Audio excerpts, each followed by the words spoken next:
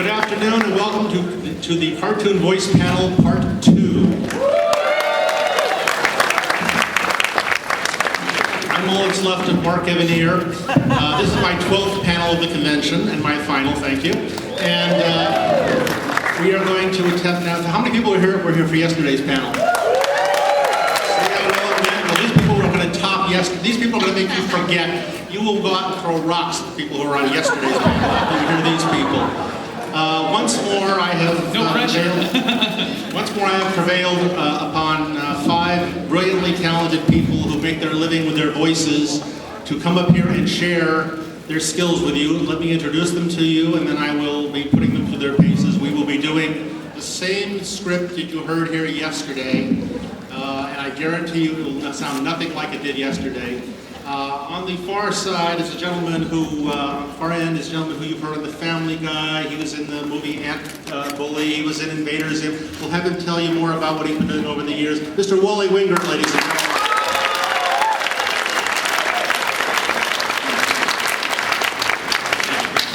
Anybody here ever watched a show called South Park?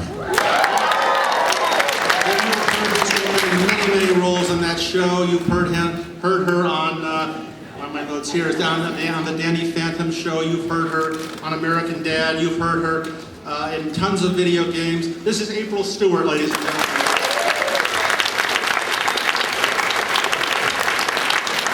Anybody ever watched Futurama?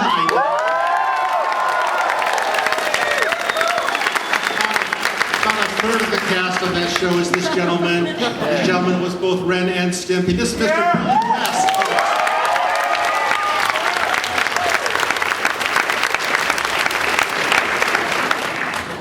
This one has had a very fine career in on-camera work. We don't care about that in this room today. We care about her wonderful voice work. She's in the Wild Thornberrys movie. She's been on Dexter's Laboratory. She's got a couple of characters on Mucho Luca. She's been in quite a few of the recent Warner Brothers direct-to-video movies, Scooby-Doo and Batman. This is Kimberly Brooks, ladies and gentlemen.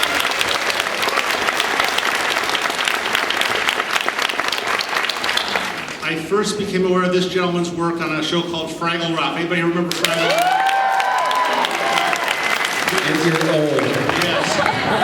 He has since joined in the select legion of people who have followed in the very large footsteps of Mr. Mel Blanc, doing many of his characters. Say hello to Mr. Bob Bergen.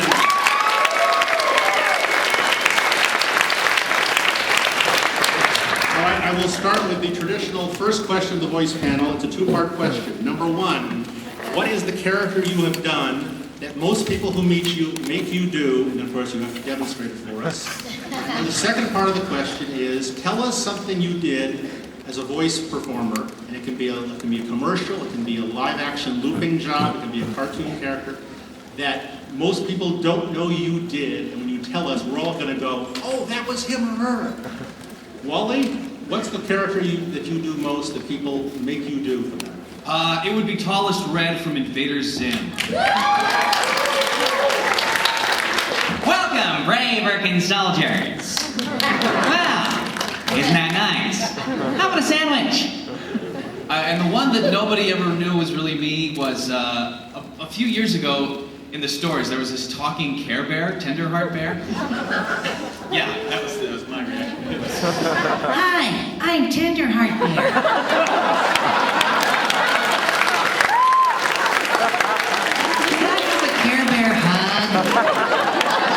If those kids' parents had any idea! You're not buying that! Oh no! I know the guy that did that voice and what he looks like and what he's all about. That's my cat. It drives my cat nuts. There must be some weird subliminal thing that they put in the voice track of the toy, because it makes all cats crazy when you...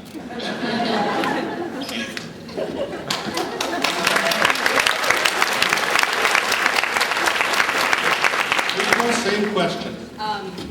Definitely Mrs. Cartman. I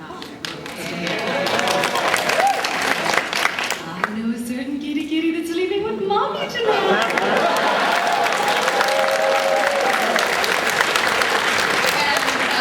And, you know, it's the same thing. I did a toy and I'm still not allowed to talk about it. I can't ever tell you what voice I am. And they don't let us because I guess it's that thing, you know, if the kid thinks. Why don't you tell Wally and let him tell us?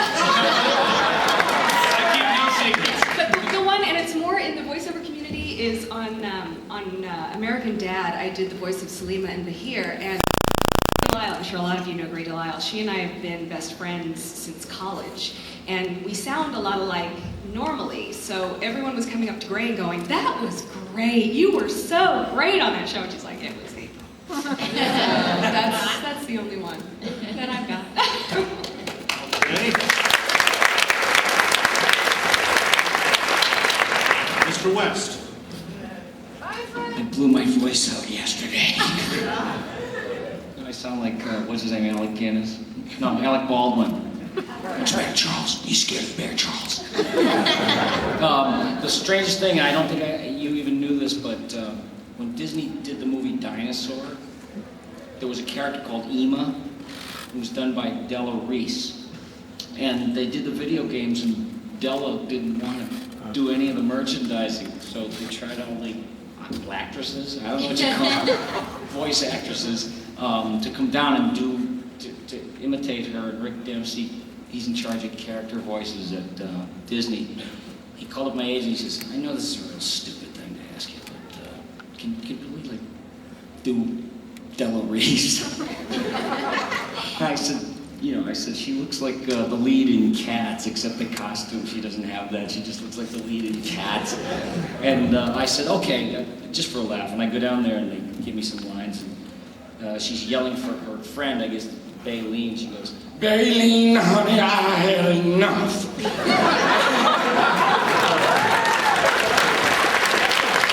Little white guy. What prompted the casting director to think of this? He wasn't getting what he wanted, but I felt so ashamed because women get less jobs in general than men do, and they're going, "Take another one." You know, I was like, but it was so oddball that I wanted to do it. All right, now tell us the voice people most ask you to do. Well, let's see, nowadays it's probably Zoidberg from Futurama. "Young lady, bring me a sandwich."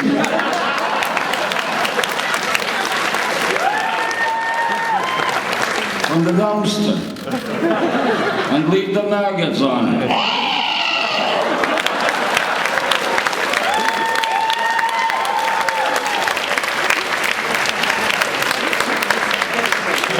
Can we hear a bit of Stimpy? Fry! What's that? Can we hear a bit of Stimpy? Oh, Hey Ren, will you button me? I picked the magic nose goblin. Greenpeace.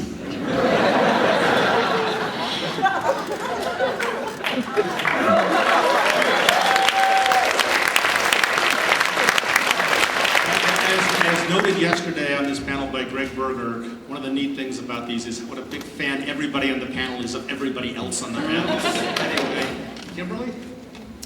Well, I guess Buena Girl from Lucha Lucha would be a pretty popular one.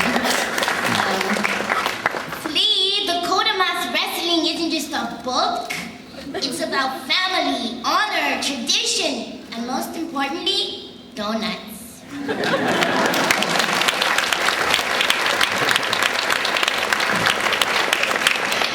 And give us a voice job you had that nobody knows was you. Well, even though it sounds kind of like me, no one ever knew. I did this commercial once that ran, I'm not kidding, for like 8 years.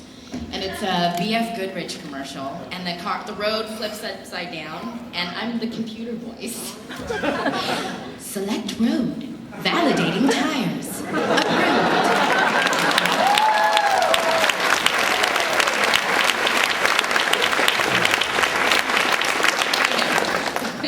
Now, before I ask Bob to do his most famous voice here, I brought along a friend of mine. This is a friend of ours named Thelonious.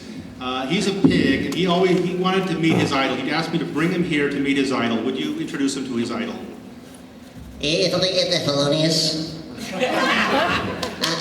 I've waited all my, it will at least take a couple of days to meet you.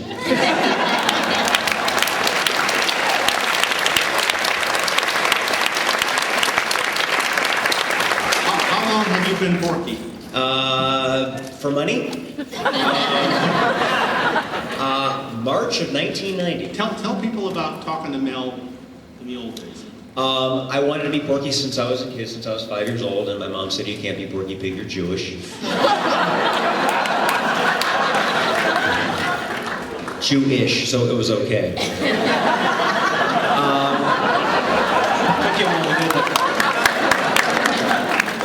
My dad moved the family to LA when I was 14, and I just figured nobody else wants to do voices for cartoons, so I just figured I'll tell Mel Blanc I've arrived and you're old and I can take over whenever you want. So I looked his number up in the phone book, and my dad went around Los Angeles getting every white pages of every neighborhood, and I found his number listed under his wife's first initial last name, E. Blanc. Her name was Estelle.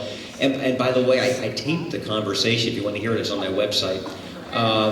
And he said, how'd you get my number? And I told him, and I threw out the conversation. I found out where he was recording that week, and I crashed the session and found out that he was alive and well and doing lots of voices. I couldn't take over for him yet, and I wasn't planning on it at that time, but that's kind of how stalking, basically.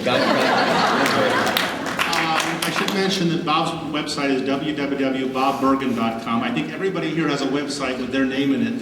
You can probably find most of your favorite voice actors by typing www.theirnames and then com. And if that doesn't work, type www.theirnameandvo.com. You'll probably get them. What other Warner Brothers characters have you done over the years? Oh my goodness. Tweety the Well Buddy, voiced that bad old putty tag. Sylvester Jr. Oh, Father, I'm so ashamed.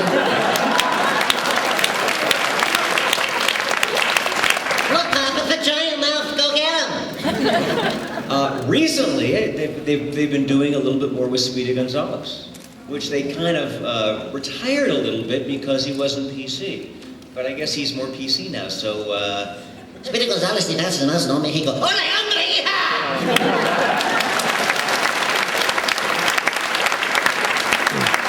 All the Mel voices you just did, when Mel did them, they sped them up. They speed them up for you at all? Porky, they don't. Tweety, definitely they do. Now, is what you just did here what you do for recording a Tweety? Or do you Pretty much, or do yeah. You do them slower when they're going to speed them up? No, I do them in conversational, I don't like this. Oh, Tweety, look, it's a bad old putty tag. and when they speed it up, it sounds more Tweety-esque. My Porky's not sped up. I know that it's funny, because sometimes we'll do these characters for, it'll be a licensing thing for like a toy company. They won't know the characters are sped up. So myself, Joe Alasky, who does Daffy, we can do them sped up or slowed down, in real time, depending on what they're expecting. Hey, Billy? Yes, sir. When you do Billy does Bugs Bunny. Sometimes. Sometimes. We That did. job's mine for the day. It's like, it's like... Well, we just did a Christmas movie that comes Yeah, out. that's right. I was so Uh-huh. excited about that. Which have you seen? It's really good. Talk I've amongst seen a yourselves. little bit of it, and I'm like, Is that you? yeah. Is Bugs sped up? You know what? For that back in action, I was gonna do Bugs, and they paid me to do it and everything. I wound up not doing it, but I'll take that money, And I wound up doing Elmer Fudd and that and everything. But what they were gonna do, the director, who was the first director, you know what I mean, wanted us to listen to Mel slow down. Right. Because a lot of the voices were sped up. Even Bugs at one point was up in the stratosphere. But I think they just wanted the standard one, and I was being given all kinds of reference tapes. It's like you're talking and then somebody will lean in and go, he's too Bronx. And you go by, another person will walk in, he's too Jewish. He's too nice, or he's the Tang Bugs. Remember the one in the Tang commercial? But this was the guy who slowed down old Mel Blanc recordings for us to use as references and asked us to imitate Mel Blanc in real time.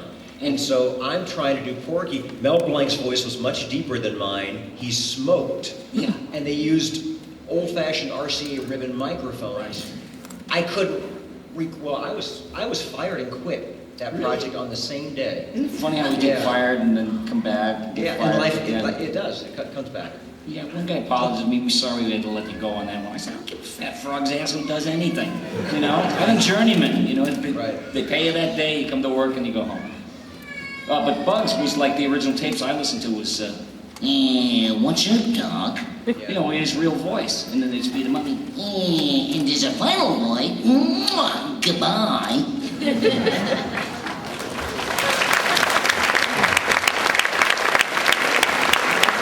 Bob, you haven't got your obscure job.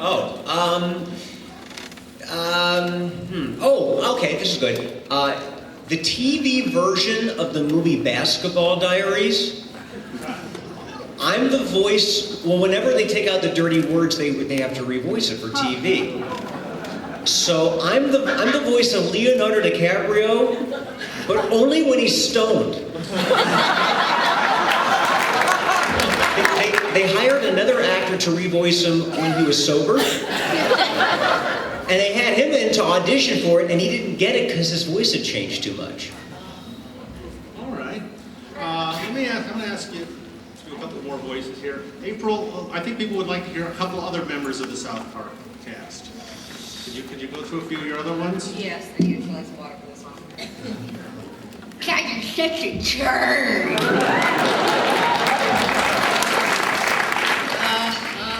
I can't do Wendy. They pitch me up for Wendy, so people always want to hear Wendy, and then I try and do it, and they look at me like. So I've learned just not to do it. What? There's a Before they request- speed it up, there's- I just do. There's a request to hear it. Give this woman some helium and have her do it. I know. Hi, Stan. How you doing? And then they speed it up, so you're all looking at me like that. The mayor, nobody panic, everybody just settle down. So yeah, those are a few of them. April, are those shows all pre-recorded, or do you sometimes work the picture on those things? It's really interesting. This show is done very differently than most others because everything is in-house. Like most animated shows, doesn't it take like 6 to 7, 8 months to do one episode? South Park, it takes a week. 1 week. So I go in on usually like a Friday or a Saturday, and they hand me my script, and I go in, and Trey has already read the entire script and the animators have already started animating the mouths to what he has done. So then I put on headphones, and I basically listen to him in one ear and copy him. And then I go in Tuesday night at 11 o'clock at night, and everyone works all night long on Tuesday, and I do any changes, anything that needs to be redone. I'm usually there till about 1 in the morning, and then I leave, and everyone gives me a dirty look because they have to stay there all night long. And then the show gets uploaded to New York for a Wednesday night showing, and sometimes it's last minute. So. It's by the seat of their pants, boy. So yeah. Wally, just give us a few more of your characters you've done. Let's see. Well, my first job on Family Guy was Bert from Sesame Street Blue, if you remember that. Well, Ernie, I hate it when you eat cookies in the damn bed! And then I got to do the Grinch. You think you have won, you think all is well, but kiss my great ass, I shall see you in hell! And Richie Cunningham. Mom, Dad, I really like Potsy. No, I mean, I really like Potsy. Then there's the two strong men that drive through Cohog. I'm Barnaby. And back in the old days, Seth and I actually used to do those together back when it was being directed by David Zuckerman. But now that Seth's directing, it's kind of we just do our thing. But it's another great day to work out that triangular weight. Hop, hop, hop, hop, hop. And Dr. Catlin, well, Brian, I think you might be too inwardly focused. Try doing some volunteer work. And Mr. Rogers, well, hello, neighbor. How are you? And the list goes on in Family Guy. I've been very blessed. And thank you for bringing the show back. Thank you.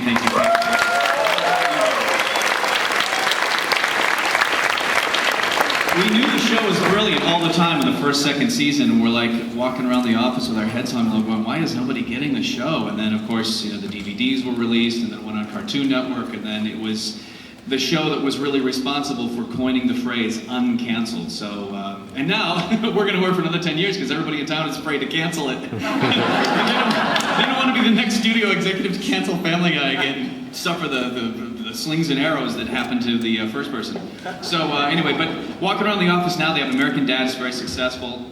Family Guy's very successful now, and everybody's just happy as a clam and quahog. And thank you guys again. So it's all about you guys.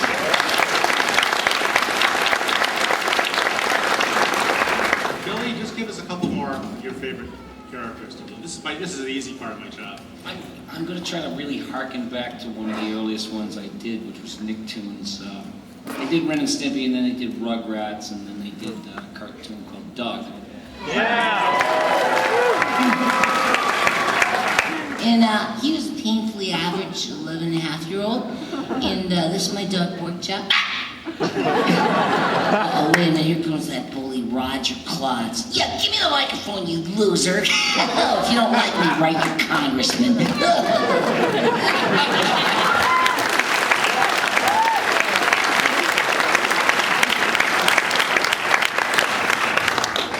Do George Burns. Oh, boy. But be clean. I only know dirty. I know you do. I see it. I did a George Dice Burns routine. And it was very funny. But it's not appropriate for here, so I'll just go. Do it. You don't even want to know. Okay, I'll clean it up. You know, I wanted to try that acupuncture. But I'm gonna wait till the middle of an AIDS epidemic to let some filthy technician stick needles in me. That was the clean one. Boy, that's pulled out. I don't know any clean stuff.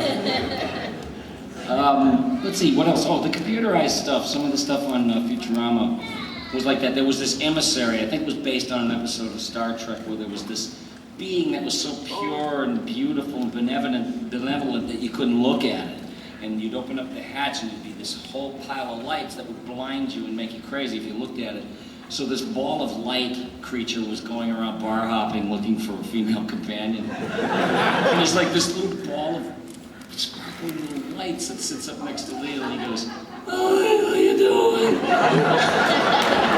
He goes, "I'm very lonely.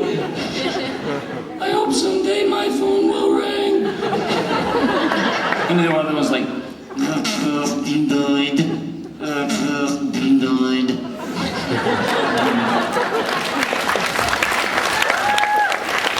news, everyone. Bad news."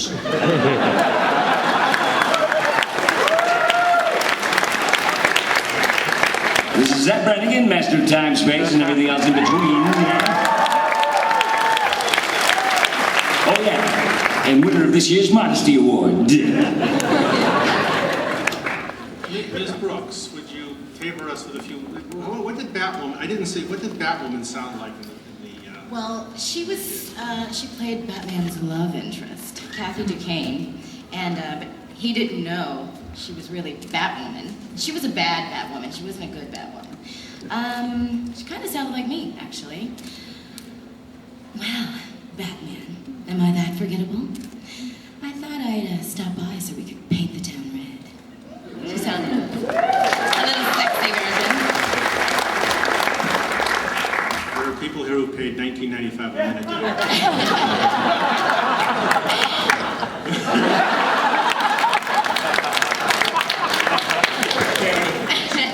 Tell us some of your other favorite jobs.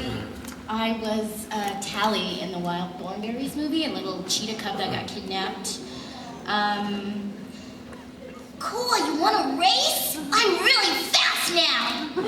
Something like that. Oh And Mimi on Dexter's Lab. She sounded like... D, yo bro is weird.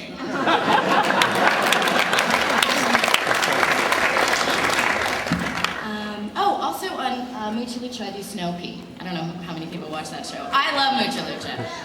And Snoopy's a little self-obsessed, because Snoopy can only say Snoopy for everything. So Snoopy was something like, Snoopy! Snoopy! Snoopy!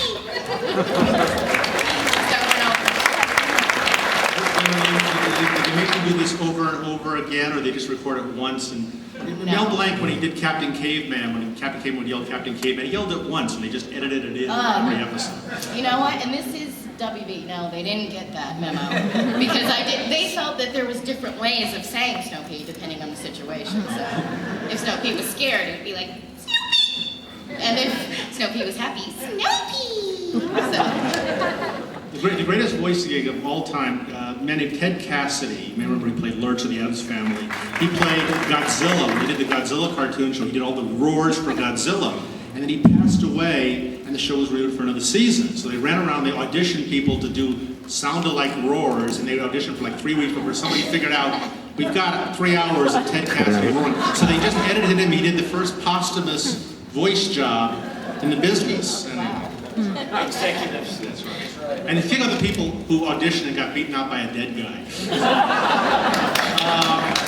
But they probably paid scale, right? That's right. Yeah. And no reason. That's right. And they didn't get the health benefits. That's right. No, wouldn't need it. Bob, who else would we hear from? I'm doing a show right now called The Emperor's New School, where I play, thank you, I play Bucky, the squirrel, and Bucky basically just jibber jabbers, and Patrick Warburton plays Kronk, and he's a little sidekick.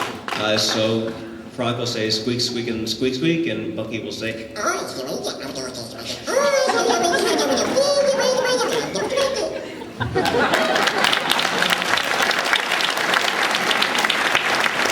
few years ago, some of you remember a voice panel we did here where I got Bob to do, he had done Luke Skywalker for the Star Wars radio show, and we had Mark Hamill on the same panel, and Bob sounded more like him than Mark did. Tell us about doing that. it was an audition I turned down because I don't do Mark Hamill's voice. And my agent said, well, you have nothing to lose, just go ahead and do it. So I auditioned, and I know nothing about Star Wars people. I don't. Every time I do a Star Wars game, okay, Uncle who, and is it Annie M and Uncle Henry? No, that's and I've done tons of games. There's 2 versions of Luke. There's pre-Jedi, where he's kind of a whiny guy. You know, he's a little whiny, wimpy guy.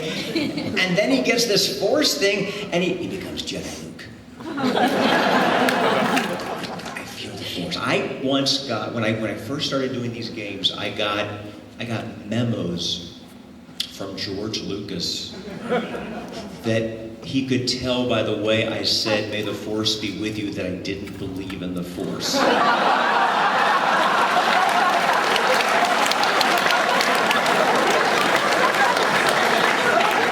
And I couldn't argue with those memos. But I guess George kind of does. So they said, really practice that line. May the Force be with you. May the Force be with you. May the Force be with you. I don't think that sounds like me at all. Anybody else want that? I'm doing Santa Claus 3 right now, playing Comet the Reindeer, who was in Santa Claus 2. And again, these jibber jabbers.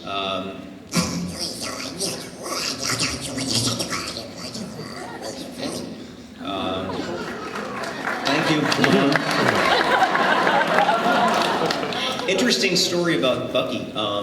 Patrick Warburton and I only met about 6 months ago for the first time. We did the first film, the sequel, and the first season of the series, and we'd never met each other. And he said, I thought Bucky was a sound effect. And I said, don't you watch the credits, dude? And he's like, I don't have to, I get the checks. All right, I want to move on to the next stage of our extravaganza. Is my friend Earl Kress in the audience? Earl! Where's Earl? Is Earl here? Applaud, Earl. White coats. Not here. Okay, another one. We're going to do a script for you. This is a script which we did yesterday. In the past years, I've had these people annihilate a Superman radio show script. We've switched now. We're going to destroy a Flash Gordon radio show script. And I want to emphasize that these actors have never seen or heard this script before. This is what's called, this is not just a cold reading, this is an ice cold reading. It's frozen. This is, anyway, we're going to assign rules. We're going to have them read everything here. Take one, pass it down. All right. This is like the SAT. All right. Now, here's how we're going to assign these roles to people here. Mr. Bergen, you're going to be Flash Gordon. Flash? Okay. He's upstairs if you want his autograph, by the way, an autograph. He is. Yeah. And Dale Arden. Thank God he's Okay. Mr. Wingard, you are going to be announcer number 2, who has an awful lot of dialogue, so you're going to have to talk very fast for it. Hemos repeat limited time others thought the pedigree we've been enforced to the mother. She probably makes her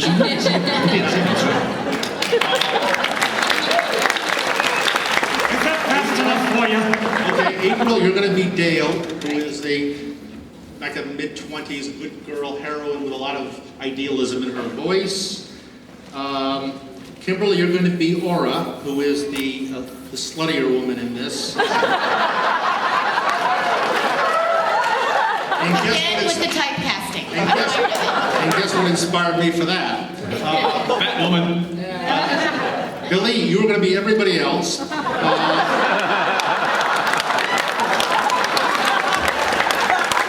thought you were going to just have you do some evil voices. All right. So that means you will be announcer number 1. You will be Dr. Zarkov. Forget what he sounds like. You will be Dr. Zarkov has a slight German accent. We've just decided.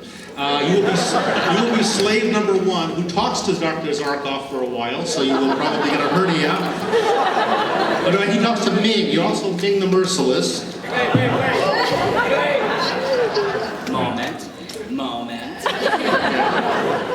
One of the stupidest things I ever said in my life, and there's no small list of candidates for this. I was directing a Garfield show, and when you have an actor who has to talk to himself, he's playing 2 different roles. He has to talk. You try not to do that. You try to give him to 2 different actors. But the way it broke down, we had to have this one actor talk to himself. So I turned to Paul Winchell, and I said, "Paul, I've got you talking to yourself here for a while. You think you can handle it?" And he said, "Who's working your head? What do you think I did for a living for 35 years?" So you're being the Merciless. Everyone on the panel is a monkey man. We get to the monkey man. Billy, you're also Zune. Who's that? God knows. Zune is an alien creature that Flash encounters. Everyone is a slave when we come to the slaves, for the group shot of the slaves, and everyone is, when it comes to crowd, everyone is crowd. Oh, man. Yes. Anyway, now, to further complicate your lives, we've added a new twist to doing this. You all know the improv game Change. After you read a line, if I say change, read the exact same line again in a different voice.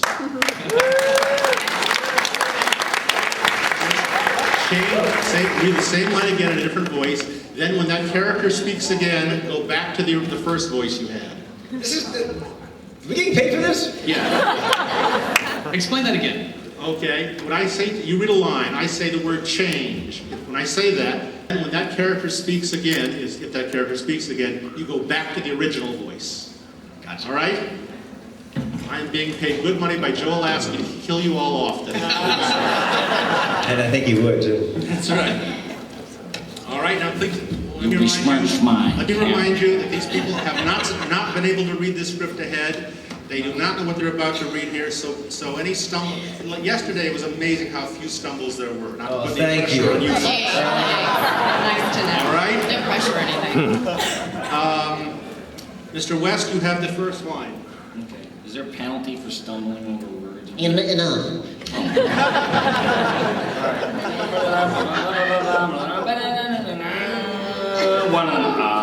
Presenting for the first time on radio, the amazing interplanetary adventures of Flash Gordon and Dale Arden.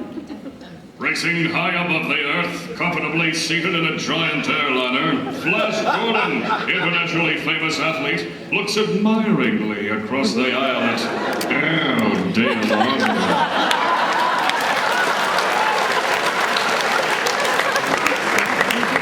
The lovely young companion of his air voyage. Suddenly, there's a violent jar. I hope they didn't mean of mayonnaise. The plane lurches into a spinning nosedive. Flash Gordon's trained muscles carry him across the aisle to the frightened girl, to gather her in his arms and then leap free of the falling plane, and pulling the ripcord of his parachute, glides to Earth. Don't be frightened, Dale. We're landing now. Careful, easy.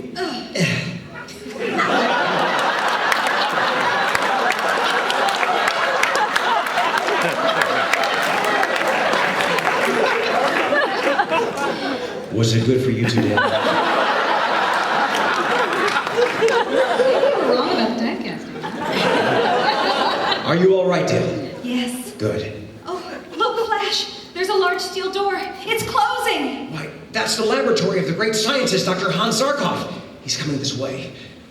I hope you'll pardon us for breaking in on you so unceremoniously, Doctor, but you see, we had to bail out. I see you for what you are. Spies! Come steal my secrets. But I have the answer for that. Come with me. Put that gun away, Dr. Zarkov. This man is mad, Dale. We'll have to humor him. But not the way we did on the parachute. All right, Professor, all right. We'll come with you. Get down this ladder, into this tower. Down, I tell you. All right, all right. Just besiegen das Soundmachine auf der Schweinkopf.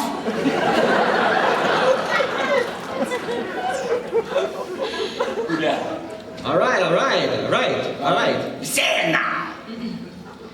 We are in my rocket ship. Rocket ship, I said. And in 10 seconds, we will be on our way to the new planet. We will all die. Die for science! Change. We're in my rocket ship.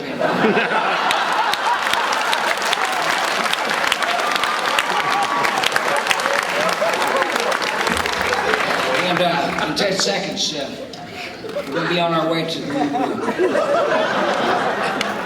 new planet, I guess.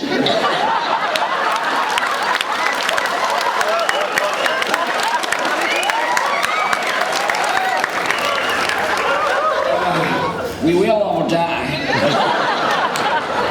We will die for science. Except I don't really believe in scientists. I think there's a Republican war on science. But I found a way to live no matter what happens in this planet. I learned how to eat money.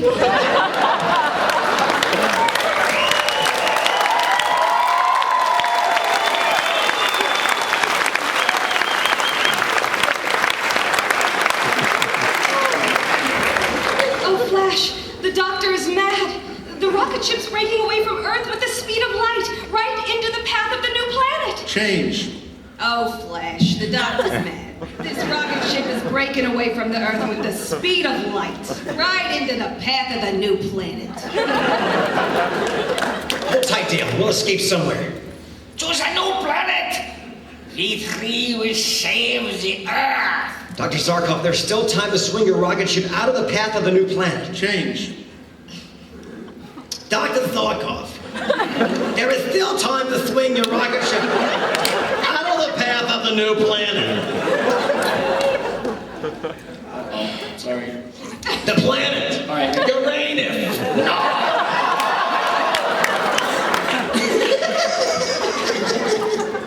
Do I not go back? Oh, thank you. What will you gain for science if we're all killed in the crash? I know who you are, Flash Gordon. The world's greatest athlete.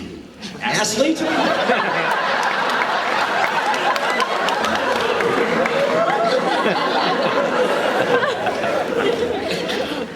I know you are, Flash Gordon, the world's greatest athlete.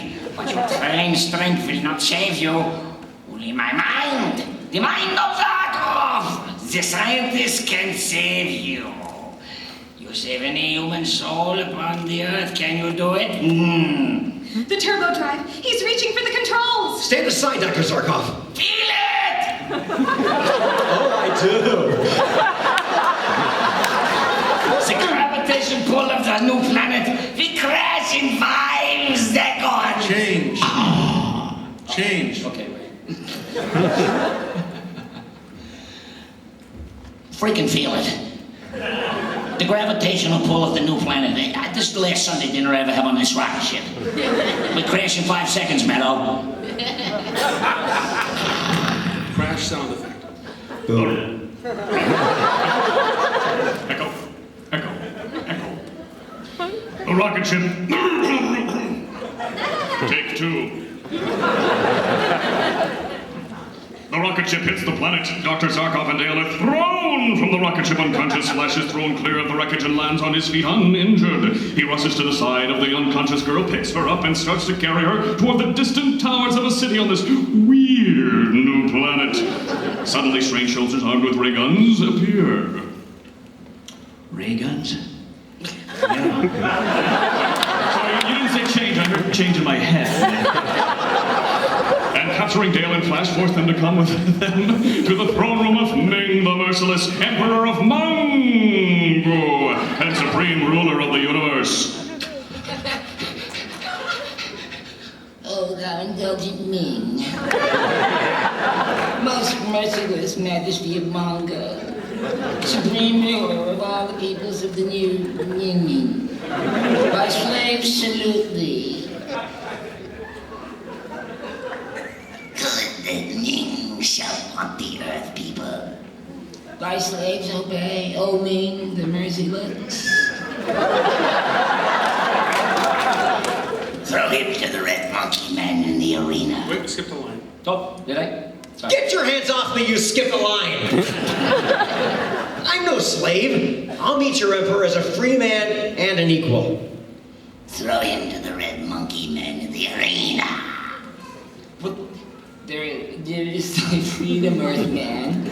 Now you go into the arena and meet the red monkey man of Mongol. No!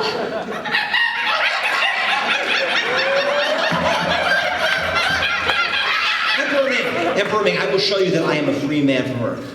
That I, a free man from Earth, are more than a match for your brainless red monkey men. Flash reaches Or the... Wally. Thank you.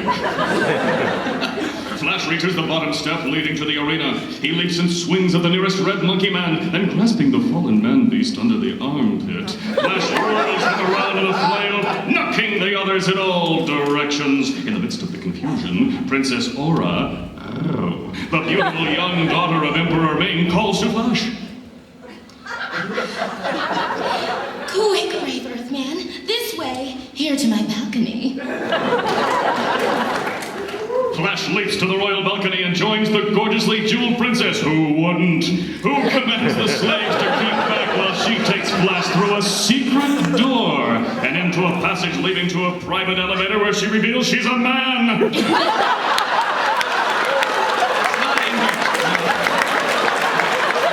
Sorry. Again, it just happens in here.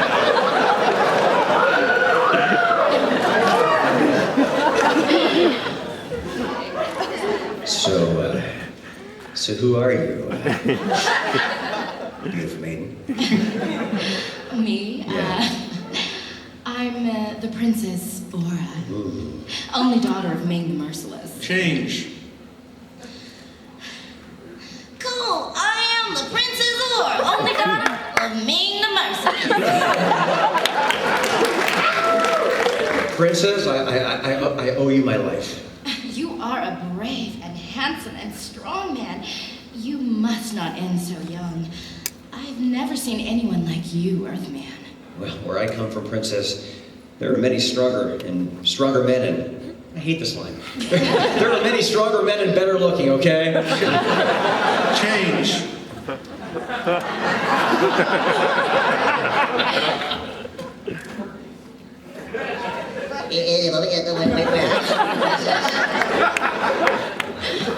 There are many stronger, well, they're lots better than me.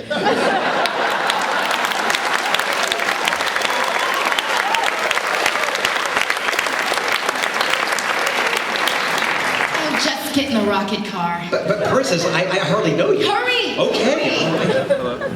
But Princess Aura, how am I to rescue the Earth girl, Dale Arden?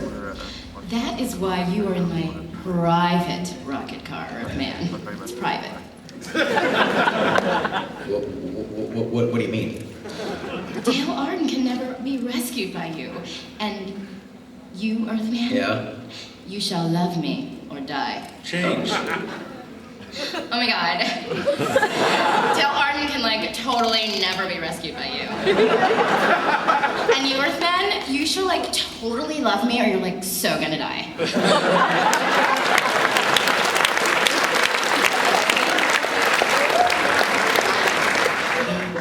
Meanwhile, back in the palace, Emperor Ming is talking with Dale Arden. Your companion, Flash Gordon, has escaped, but not for long. My men will soon capture him. What are you gonna do with me, Emperor Ming? You are pleasing to me.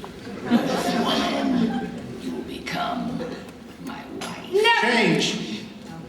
Who? You.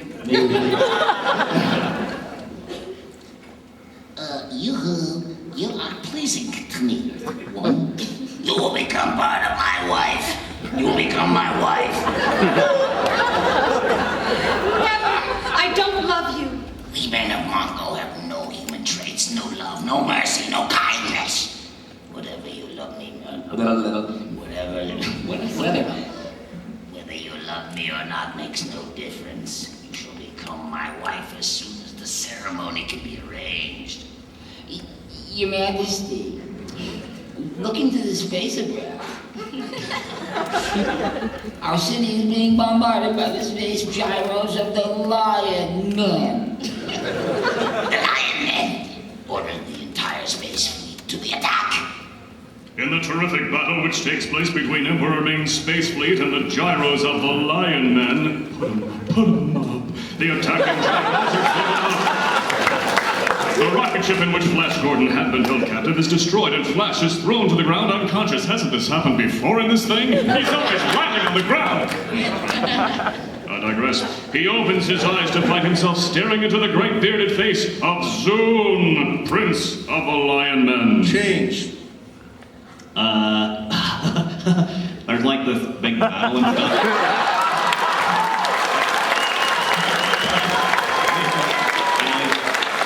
There's a big lion dude and he like comes down and wants to kick some butt. And he sees this guy unconscious and he's like, hey dude. Are you like alright and stuff? And then he sees this lion dude and he gets up and something cool happens.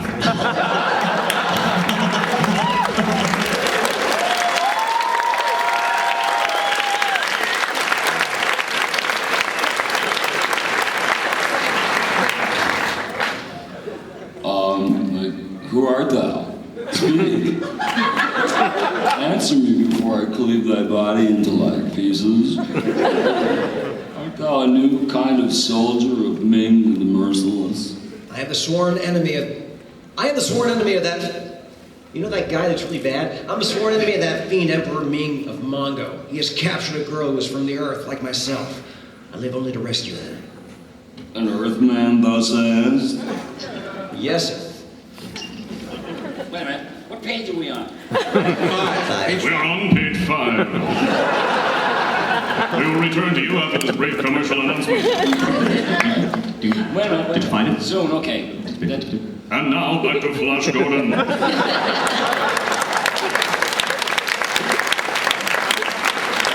And an enemy of like Ming the Merciless? That's right. Tell me, are you friend or enemy?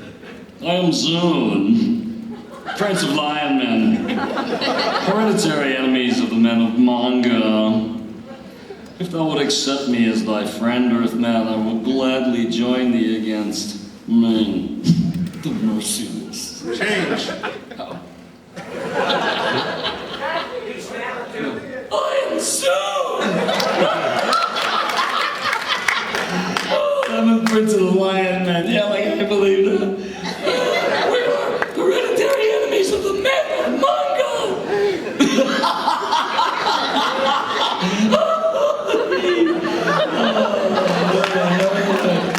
If thou would accept me as thy friend, I'll tell you a dirty joke. Hey, did you hear about the guy that couldn't come? We had to go bring him.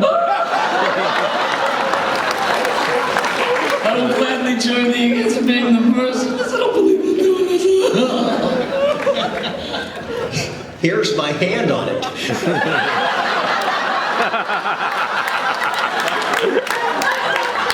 Prince Zoon. Good. And what is thy name, Earthman? I'm called Flash Gordon upon the earth, Your Highness. Call me Zoon, friendo. And I will call thee Flash. Friend Zoon, do you know how we gain admittance to the palace that we may rescue Dale Arden? Come. I still said that Now. earlier. I will allow and it will show thee a secret way into the palace. The secret passage is known as the Tunnel of Terror because of the deadly beasts which lie within its gloomy walls. Fighting each step of the way, Flash and his new friend Prince Zoon finally find themselves within the palace. Listen, change. Oh, I'm sorry. Wally. The sacred passage is known as the Tunnel of Terror. Because of all those deadly beasts that dwell within. Very gloomy walls, don't you know? Fighting each step of the way, because they're both bitches.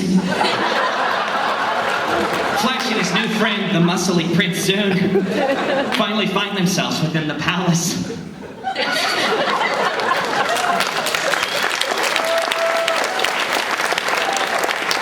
Listen soon. Amongst that applause, what is that?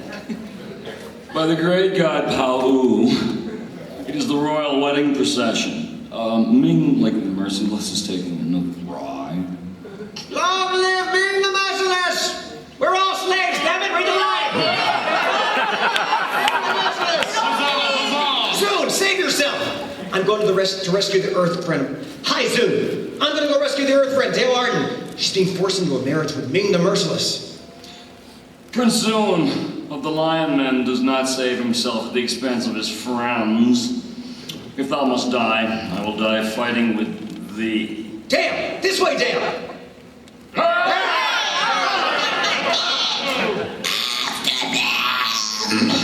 This way, Dale! Page now. Page 6. This way. Somebody stole my page. Oh, I got it.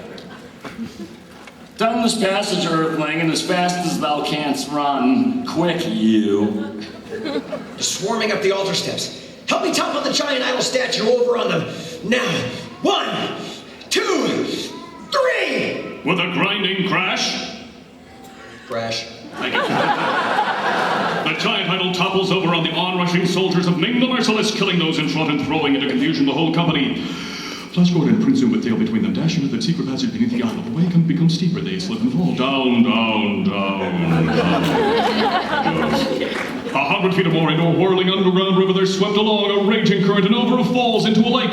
With the powerful strokes of a champion swimmer, Flash sets out for the shore, towing Dale by the hair. It's in here. By the hair. Thank you. They reach the shore, and as Flash reaches down to drag Dale to safety... Sorry, Dale.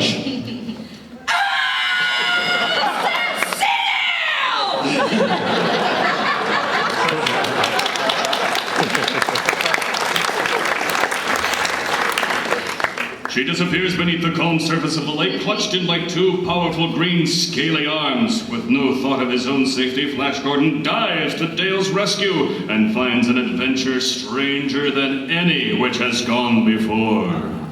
Don't fail to listen again next week to the continuation of the amazing interplanetary adventures of Flash Gordon. This is your big dumb announcer speaking.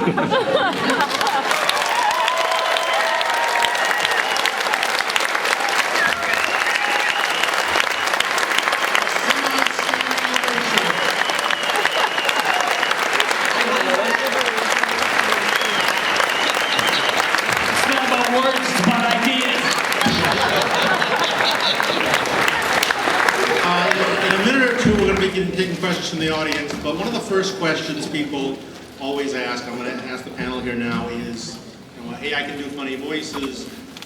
What should I do now? One of the tips, I'm going to get Bob here to plug something he does occasionally. Tell him about your... Oh, I teach an animation voiceover workshop. I've got a handful of students here in the first, second, third. Oh, hi guys, how are you? That's so cool. Yeah, if you're interested in my website, you can pop me an email.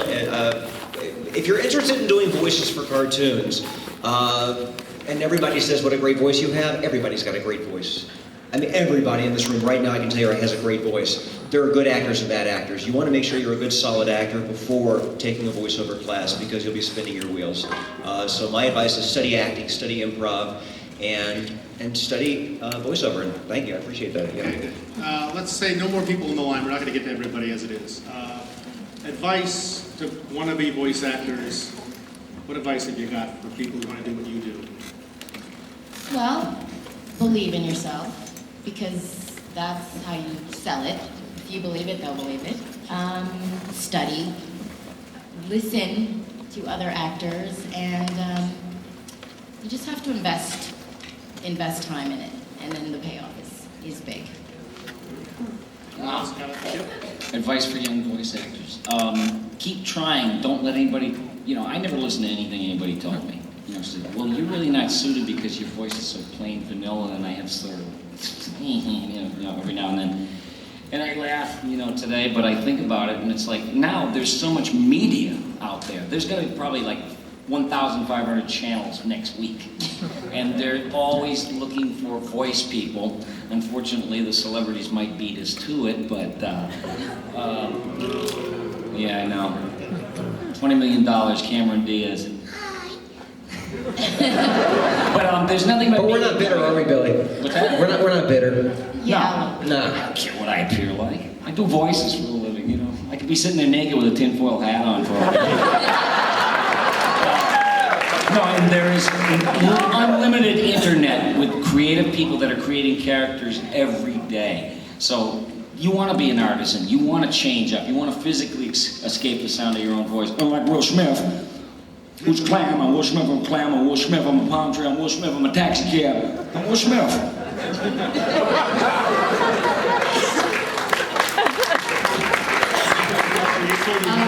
I have to agree with the acting thing. Someone once said that when people say, people have told me I have a great voice and I should do voiceover, that's kind of like saying, I have a pencil, maybe I should be a writer.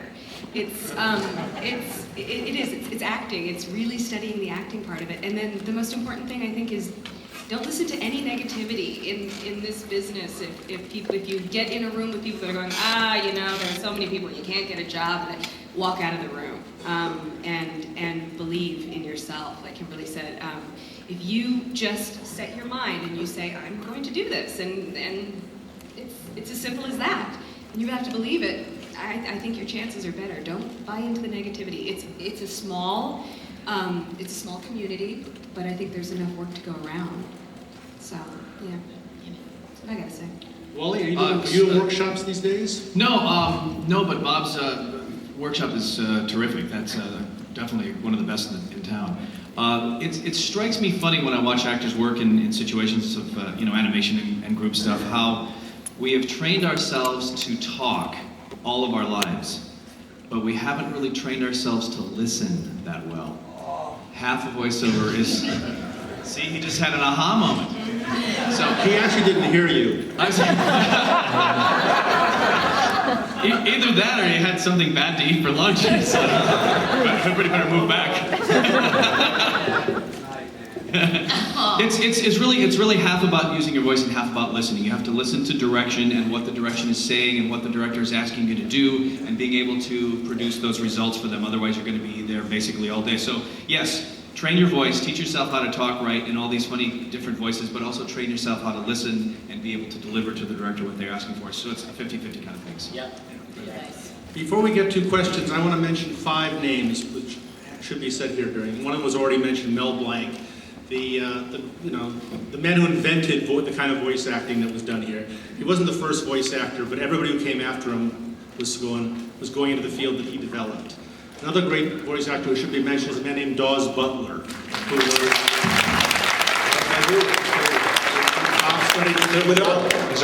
a lot of great people studied with him and learned from him. He was a wonderful actor, he was a wonderful teacher, he was a wonderful human being, and I happen to be one of those people who believes that the quality of a Hanna-Barbera cartoon is proportionate to how much Dawes Butler is in it.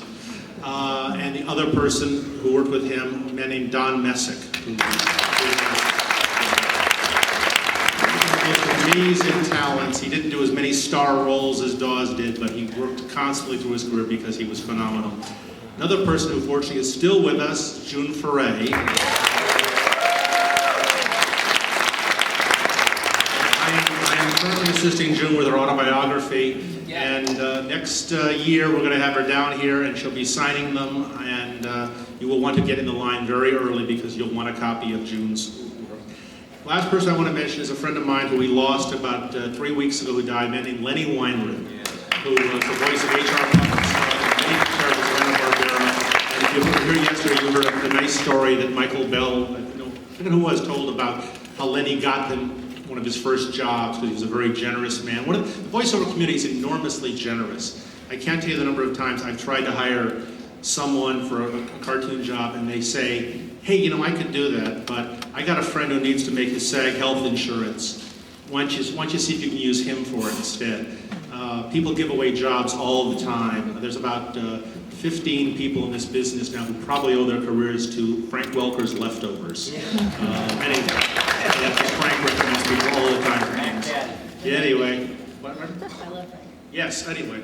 All right, let's take the first question. And the rule, by the way, is please, no auditioning.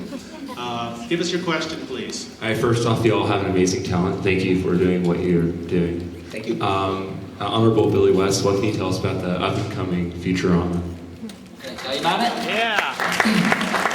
Let's see, we're going to start recording next week because I have a table read on Thursday. And Matt Groening dropped by my booth yesterday and he says, "Will you see the new scripts?" You know, and I was like all excited. We're also going to be airing on Comedy Central. I look for early 2008 because we're also recording a movie, I believe, and we'll find something to do till 2008. We do every year, right? And but that's what's going on in the pipeline for that. Same writers, same voices.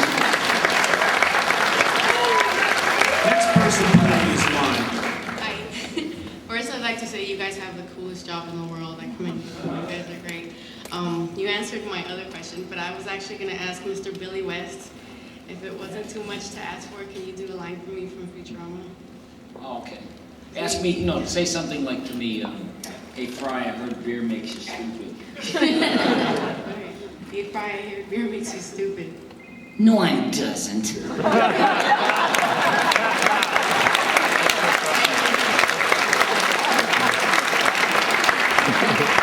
Hi, how's it going?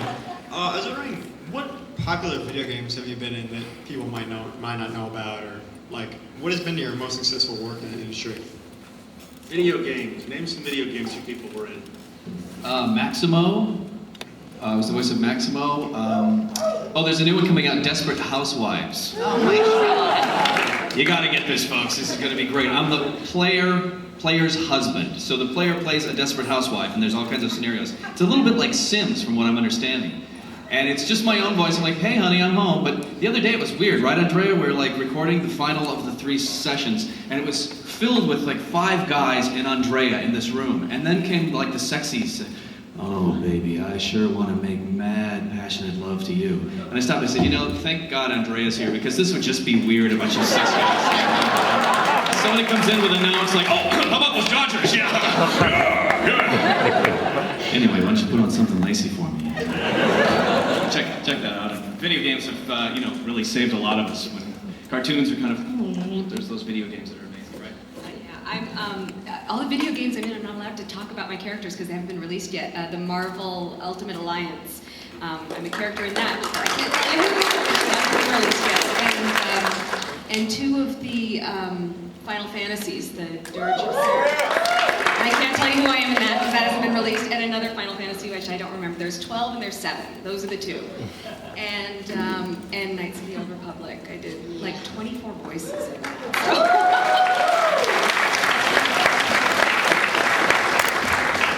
Video game, I did, I was Pac-Man. I don't know if you know that.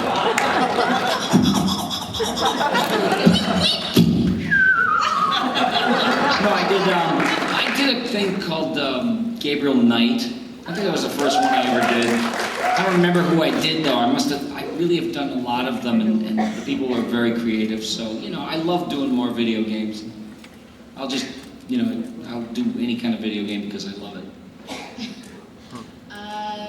I voiced Niobe in The Matrix, which was pretty much just screaming and dying. I've done a bunch of Barbie doll stuff. Cool, Barbie, you want to come over and play? Let's see, since like you with Star Wars, I don't know a Jedi Knight but I've done a bunch of Star Wars stuff. Yeah, the games are great. They're very popular, I take it. And EverQuest, I guess I did a bunch of orc voices. I was an orc. And you know, you don't work together when you do games. You usually work solo. Record by yourself. Yeah, so you know, you might be responding to or working off of a character and they're not there. So you need a really good director who can coax you through the scene. Oh yeah, and especially with something like EverQuest where a lot of it there was actually no dialogue and you kind of had to make up voices and you know, and dialogue pretty much. So that was very challenging actually. That's pretty much me. Oh, you know Star Wars. I honestly don't remember. I mean, if you go to my website, my resume is there. I mean, when you do games and stuff, we do so many. I'll drive home going, oh, I forgot about this one. And yeah. There's a lot. Thank you guys for playing them.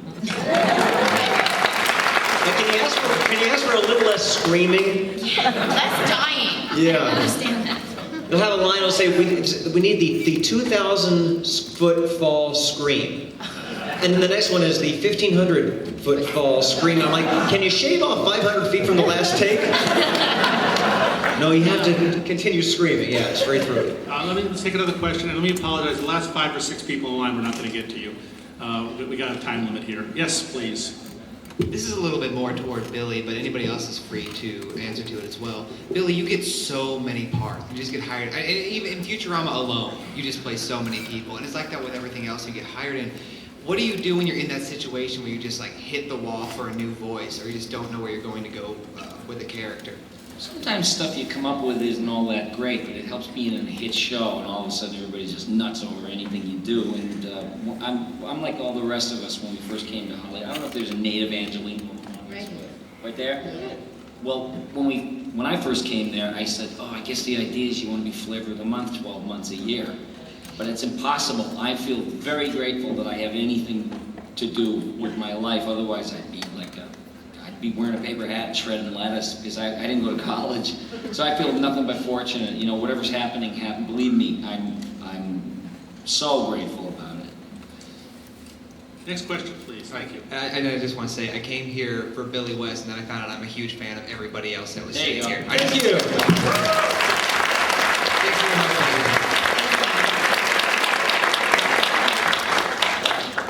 Frankly, I want to say that the whole panel is great. I basically think you should take it on the road to Iraq and see the troops. But my question really is, obviously you had to do a lot of practicing before you get to this point and stuff like that. Can you give us, each of you, give us an example of where you might have used a voice in real life out there at the DMV or at a wedding or something like that? I have a story. Something funny. I have a story. After 9/11, I went out with some friends for dinner, and I went to Krispy Kreme late at night. And you know, there were 4 of us in the car, and I ordered a dozen donuts like Porky Pig. And when I got to the window, I was given 2 dozen donuts. And I said, I don't think you understood me. And she said, actually, that was the first time we've laughed in days, so thank you very much, they're on the house. Could you give us a sample of that? What's that? Bob, could you give us a sample of that? Oh, Can I have doesn't it 12 of the regular?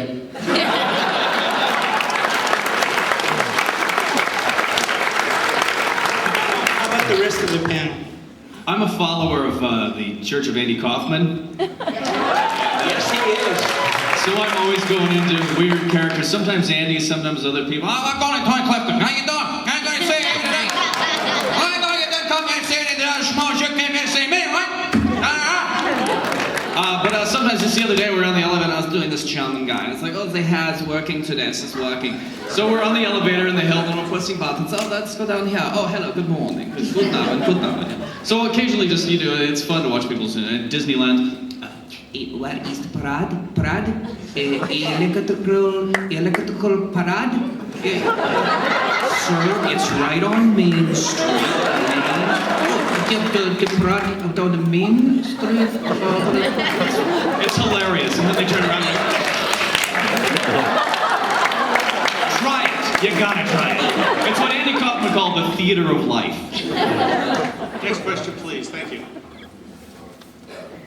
Hi, thank you for being here today. I would like to know what classes you would recommend for someone who's interested in well, besides his class. Besides his class. Voice and acting classes. I've got one for you. There's a place called Voice Tracks, and there's a gentleman there named Art Butler who he is he's almost solely responsible for me getting. He's right there. Stand up, Art. It's Art Butler, ladies and gentlemen.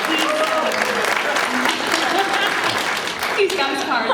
He's an amazing director, and I would say he's about, I'll give you 50% responsible for me getting the South Park gig, because he gave me some private lessons, and yeah.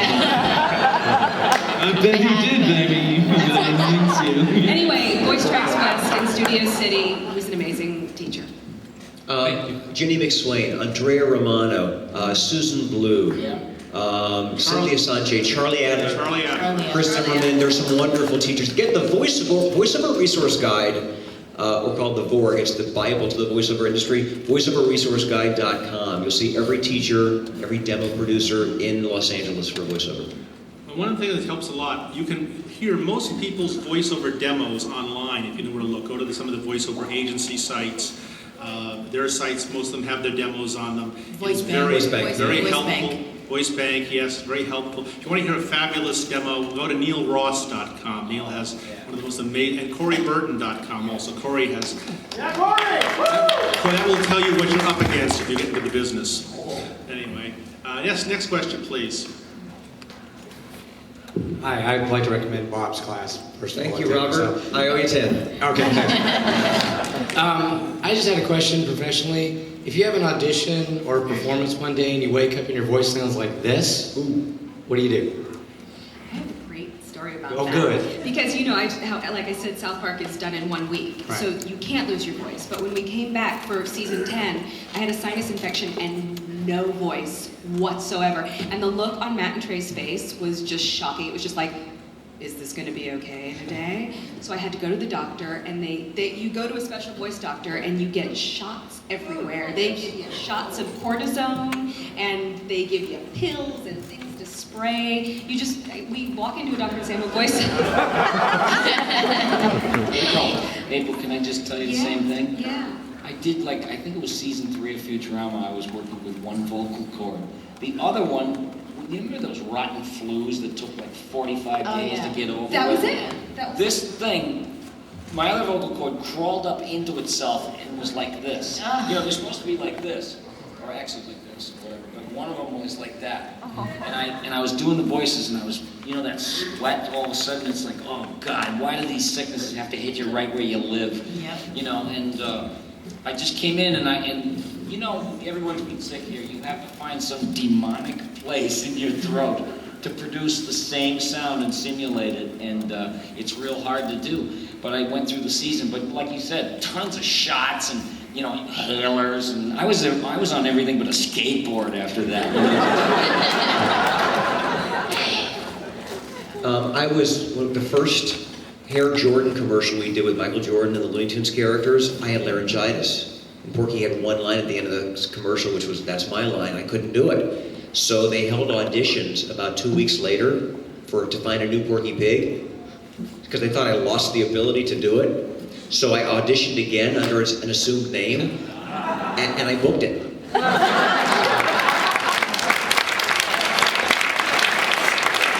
Thank you. Thank you. Next questioner, please.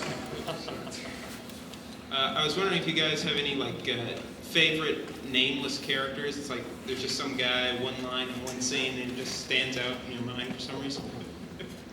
when we were doing Astro Boy, it was an anime thing. I just, oh, thank you. You're the person that's actually saw it. I was doing Dr. O'Shea, and there was a bunch of other guys, and I had just seen Underworld, and I thought Kevin Greene had the greatest voice, and I said, Michael, you have to let me do this voice because I just saw this movie. So there's a guy somewhere on there going, oh, look, it's Astro Boy. That's my nod to the great Kevin Greene. Anybody else got a one-line character? You know, I did this film called Spirited Away where I played No Face.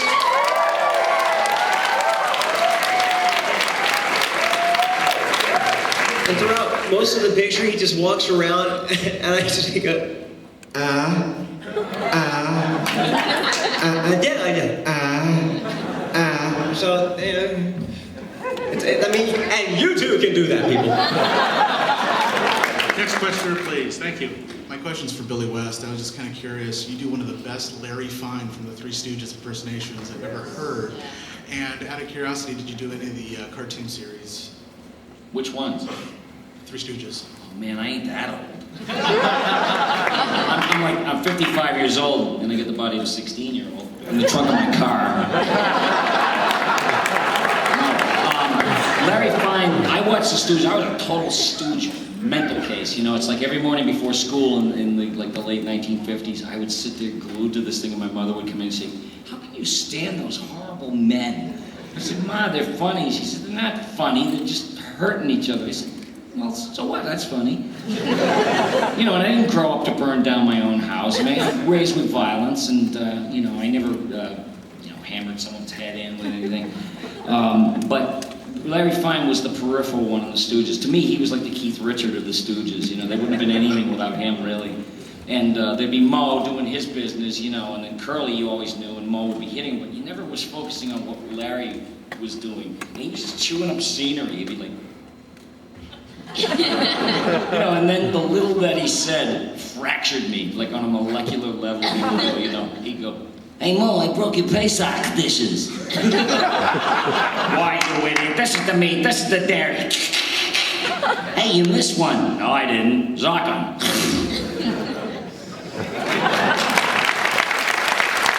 Did anybody ever see Billy in full Larry Fine makeup on the Stern Show? Yes! That was amazing. You know what? It was a good idea, but someone made me as fat as a house with pillows and everything, and I said, you know, I looked at it on TV, I said, it looks like somebody threw me up or something. And the complete Three Stooges are coming out in sequence from Columbia DVDs very shortly. Yes? Do you know if the Ted Healy ones that they did are coming out? I think they're putting... Panel will ask this, but Mr. West, last year there were rumors of Futurama direct-to-DVD movies, and I was wondering if, since now they're bringing back the show to Comedy Central, are those movies still happening? Yeah, I know we're doing one alongside the TV recording, but what happened is that I was in negotiations to do all these things that I jumped the gun and I announced it, and I got ass spanked by the powers that be. And so I had to go on and retract everything. I don't know anything, I'm a dummy, good night. Gas on the right, brake on the left, good luck and have fun. And then there was 58,000 hits on my website, you know, calling me a liar. And then Matt Groening comes by the booth yesterday, he goes, "By the way, you were right about that information." You know, I mean, in other words, I just jumped the gun. But yeah, we're gonna start recording it next week. And, Last question. I just got here, so I don't know if anybody's asked this before, but we're doing all these voices all the time, doing all this great stuff, especially the people who are up to their elbows in work right now. Do you ever forget what you actually sound like? Are you ever sitting around talking to people like, is that me? I'm not sure. Oh, you mean our own voice or just... Or characters we've done. Or just in general. I mean, I'm sure that you guys use a lot of inflection in your everyday speech, and so it's like, do you ever wonder, is that actually my voice? Well, the engineers are really good at keeping, especially digitally now, keeping references of stuff you've done before. Because sometimes you'll do something and then they'll do pickups 3 months later. You're like, I don't remember doing that character. So basically, you can come in and use your own voice and then later listen to it for reference to make sure that you're still you. Well, there is no real me because, as I always say, I used to have voices in my head, but then I got them all jobs. So even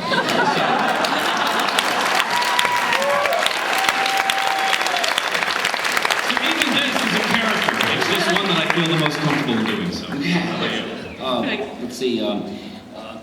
Yeah, I just forget sometimes, but Fry sounds like a 25-year-old me. I mean, that's what I sounded like when I was, delivering stuff and working at the naval shipyard and pounding nails. How many times do you have to pound this nail? And then I was doing so many voices at the time, I was literally like talking to myself. I wasn't practicing, I was jonesing because I had OCD. I'd be talking in 3 characters, and I finally broke out of it. I says, maybe it's all for the better. You meet a better class of people that way. Thank you so much.